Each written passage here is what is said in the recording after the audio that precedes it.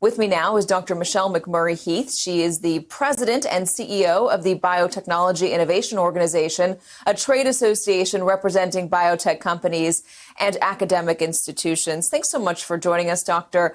Can you just tell us how vulnerable is this process to political pressure?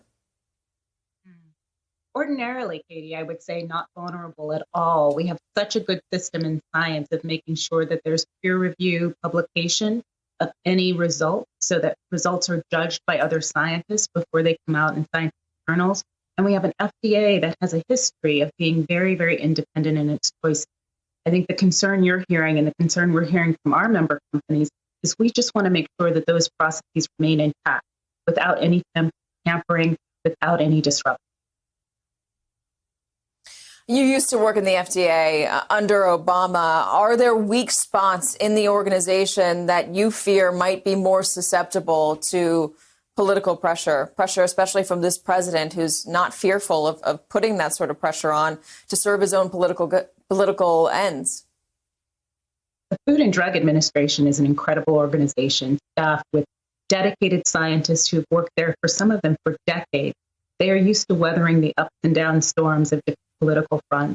But when you get into the very top layers of the organization, you have political appointees, you have commissioners that are sometimes brought on Capitol Hill under questioning for their decisions. And so the agency is not immune to those pressures. So we just want to make sure that the scientists at FDA are allowed to do their work, that their standards remain high, which I have full confidence that they will, and that their decisions are allowed to stand on their own without any interest.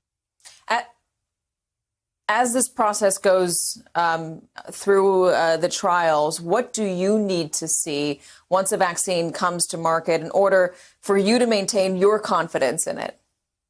It's a very good question. We've been realizing that the peer review process in science is so strong, but we know it also has to be very expedited because everyone is waiting on these results. Everyone wants to see when a new vaccine comes out and wants to know whether or not it works and is safe and effective. And so we need our scientific journals to recommit to not just their peer review process, but to expediency and transparency. Something similar for the Food and Drug Administration.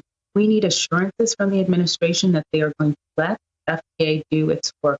FDA knows how to judge new medications. They've been doing it so well for decades. We want to make sure that they are allowed to operate in independence.